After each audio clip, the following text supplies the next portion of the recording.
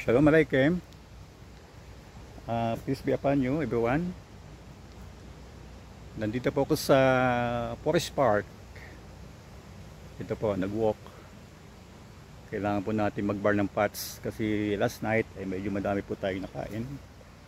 Habang nanonood po kami ng laban ni Pacquiao versus Barrios. So, pagkakataon po ngayon kasi mainit ang panahon. At yung basang lupa ay unti-unti nang natutuyo. Actually, itong lugar na ito nadadaanan lang po namin pagka panahon po ng summer, tag-init.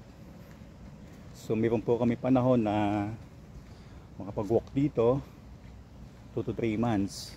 Yung kasi lang po ang dito na summer, yung haba ng oras po. At yung siyam na buwan ay winter, hindi po ito nadadaanan. Kasi punong-puno ito ng snow, maputik at saka masyadong magubat. At medyo may pagkadelikado po sa lugar na ito kasi mayroon po dito ng wild dog na coyote. Medyo aggressive po yung aso na yon, lalo na pagka po may anak. Kaya medyo mahirap din tumaan dito pagka nag-iisa. Gaya ko ngayon, wala po makasama.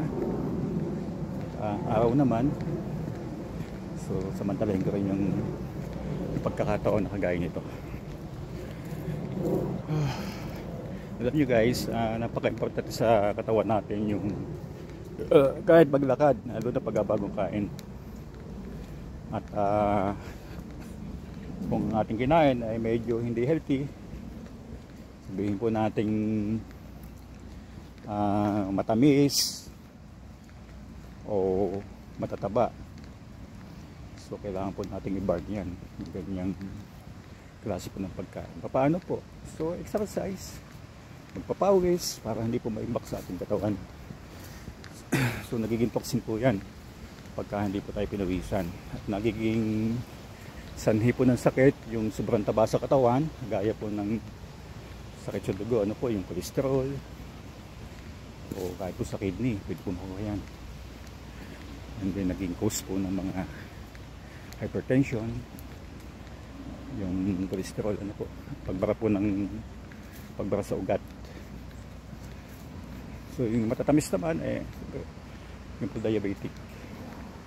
So kailangan po natin mag-bar ng fats. Huwag po natin hayaan na maimbak sa ating katawan yan pong mga pagkain na hindi healthy. Okay? Kung wala po tayong panahon na mag-gym, o kasi medyo mahal din pong bayad, yung at least kahit mag-walk po kayo ng 30 minutes a day, yun po napakalaking bagay. Napawisan tayo, medyo magandang video ko, galaw. Okay, so huwag po nating hahayaan o hihintayin natin na bago po natin gawin ang ganitong healthy habit, na magkasakit muna tayo bago natin gawin. Huwag po natin hayaan mangyari yan. So kailangan po natin ugaliin ang at least maglakad lalo na pagkabagong kain niya. So ito pong kahoy ng ito isa sa paborito ko po na daanan, lakaran, kasi very po dito yung ambience maganda sa akin, sa aking pakiramdam, yung mga tanawin sa kapaligiran, maganda po, nakakalubag ng kalungkutan stress, nakakabawas. Okay, please continue to watch my video mga kanumad. Patuloy ko pong papakita sa inyo ang mga meron po dito sa kahuyan. At least wala po ditong makikita kundi kahuyan. Kahuyan lang po yan. Ito po yung daanan ng tao. Pag tayo po dumadaan dito, siguro kaninang umaga, kasi po ngayon tanghali na ngayon, around what time today, it is 2:15 ng hapon. So kahit po ang Pilipinas ng 12 hours dito po sa Canada. So alas 2 na madaling araw po sa Pilipinas ngayon. Dito po yung hapon. Ganyan po daigdig, umiikot. Sa kabila, sa kabilang bayo may araw, sa kabila madilim. Ganyan po umiikot yung mundo. Masyadong lisang araw. Para bigyan ng liwanag ang mundo. Ganun po yun. Umaga sa Canada, sa North America, gabi naman sa Asia, especially dyan sa Southeast Asia. Yeah, Philippines. Okay. Medyo basa-basa pa ang lupa, pero okay na din. Mas mainit ngayon.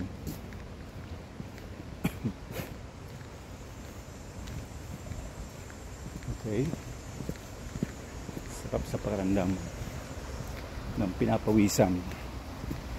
Pero sa bahay, hindi po mapakali sa bahay. Ay, hindi rin po ako sanay na paupo po sa bahay. Mas gusto ko po yung may ginagawa. Yan. Ito po yung river. Ito po dinadaanan kong ito ay Along River. At ang pangalan po ng river na ito ay Don River. Ito po. Isa po siyang sapa na nakakatubig lang pagka po tagulan. Yan po. Medyo mataas ang tubig ngayon kasi umulan 2 days ago. Nakakatubig lang po yan pagka umulan.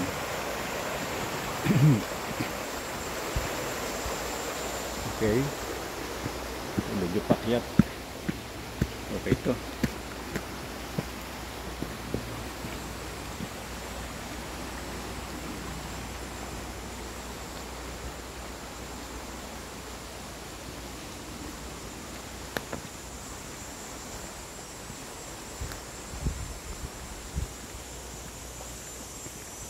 Siguro mga 30 minutes bago ko makarating ng exit. Hindi kalakihan po itong forest na to.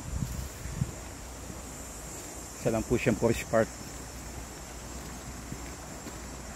Ginawa lang siguro ito. Tinamnan ng mga puno.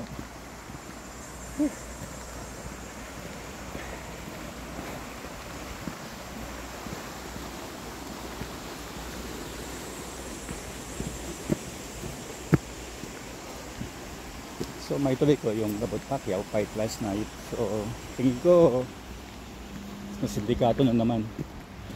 Kasi ayon din sa mga boxing analysis, panalo si Pacquiao sa puntos. So sayang nga lang hindi niya na knockdown itong si Barrios para pangitan-pangitan na panalo siya. So yun ang so yun ang hindi nangyari po. At kitang-kita naman nung una ay lamang sa puntos. Pero eventually ayun, naging desisyon ng mga hurado ng mga judge draw ang laban. So yung pusta namin ay nakabinbin. Hopefully mabawi namin yun. Kasi draw hindi man siya natalo sa laban, kaya ng aming hinahangad mabawi yung aming tinaya. At sa tingin ko magkakaroon ng match, mas gagawin sugal yung laban at pagkakakitaan ng mga promoter ng Las Vegas, Nevada, kung saan doon ginanap yung yung event. Yun po yan At yun nga, sabi nga ni Manny Pacquiao, stop na siya sa politika at gusto niya magbalik sa pagbaboxing. Although may edad na siya, pero tingin ko kaya pa din Ang naging lamang lang ni Barrios doon yung edad, kasi napakabata po nito si Barrios. Kung ating pong kukwintahin, yung edad nila halos magama na yan. edad ni Barrios I think is 30-year-old. Si Pacquiao ay 46. Wow, napakalaki po ng ng diferensya po ng kanilang edad, ng kanilang age gap. Pero matatag si Pacman, kinaya po niya na matapos yung round 12 sa kanyang edad na yan. Ang aking pong analyze doon hanggang 7 rounds kailangan ma-knockout niya si Barrios. May panalo niya po, kasi hindi talaga niya kakayanin na humaba yung laban hanggang 12 rounds. Hingal dito kasi nga po sa kanyang edad para makipagsabayan doon sa bata. Yun po yung aking analyze kahapon. So, inabot na po ng 7 rounds, 8 rounds. Kaya nga sabi ko, medyo medyo tagilid si Pacquiao dito. Maliban lang kung matsambahan niya. Okay guys, nandito po ako sa ilalim ng tulay. Ito mo tulay na ito ay Don River, Don Bridge. Yan, Don Bridge naman po ito. Yung ilog ay Don River. Ito po ay Don Bridge, pangalan po nito. Isa sa mahabang tulay dito sa Toronto. Yan.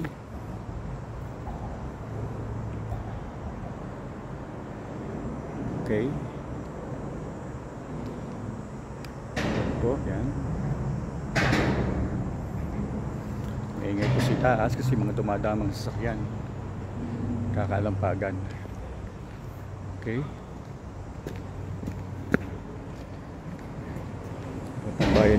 Tambayan din po ito ng mga gang. Yung tulay na to. Mabuti kaya dito man nakatambay ngayon.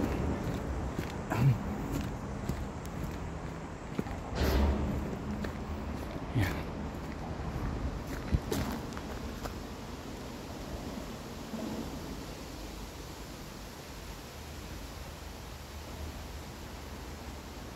Naglolo ko yung aking handheld camera kasi hindi pa ako masyado po sanay dito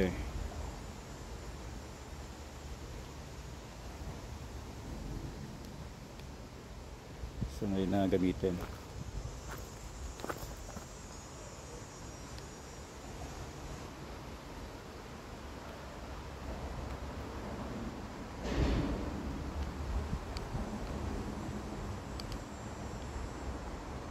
Oops, paano ba to? Okay, tuloy-tuloy lang po tayo sa ating paglalakad. Malapit na po sa exit. Yan.